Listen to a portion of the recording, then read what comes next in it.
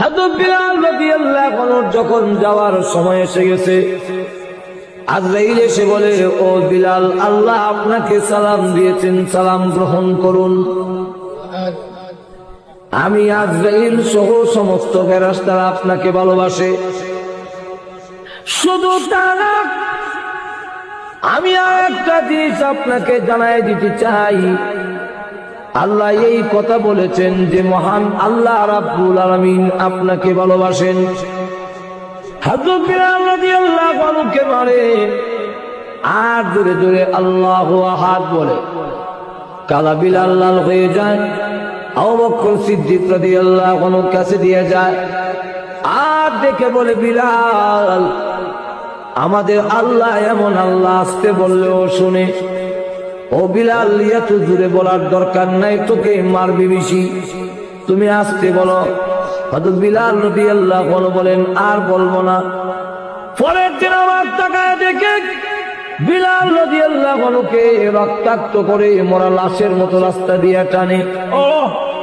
উনি জোরে জোরে আল্লাহু আহাদ বলে। যত জোরে মারে তত জোরে আল্লাহু আহাদ বলে।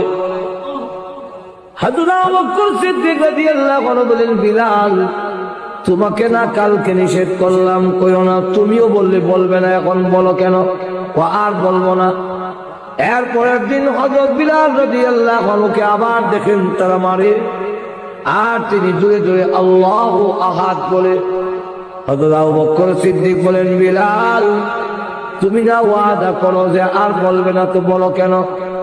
হ্যাঁ বিলাল, আল্লাহ রাব্বুল আলামিন তুই এমন আল্লাহ, আসতে বললেও শুনে, তুমি এত জোরে বলে কেন? হযরত বিলাল রাদিয়াল্লাহু আনহু বলেন, ও আবু বকর সিদ্দিক, এতদিন পর্যন্ত আপনার কাছে আসল কথা বলি নাই, আজকে আসল কথা বলি। আপনার সাথে ওয়াদা করি, আপনি আমাদের মুরব্বী, আপনি নবীর সাহাবীর মধ্যে সবচেয়ে বড় মুরব্বী। একটা কথা বললে অমান্য করতে পারি না, কিন্তু আবার কেন ওয়াদা ভঙ্গ করে জানেন? ওই বেঈমান কাফেররা যখন আমাকে ব্যথাঘাত করে আর আমি জোরে জোরে আল্লাহু আহাদ বলি, তখন এত মজা, এত মধুর লাগে। ওই বেঈমান কাফেরদের নির্যাতনের কষ্ট আমি বিলাল আর ঠার পাই না।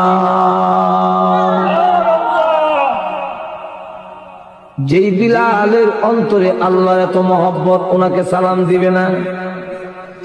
হযরত বিলাল রাদিয়াল্লাহু আনহু বলেন, আজরাইল, তুমি এই মুহূর্তে আমাকে সংবাদ দিলে যে আল্লাহ রাব্বুল আলামিন আমাকে ভালোবাসেন।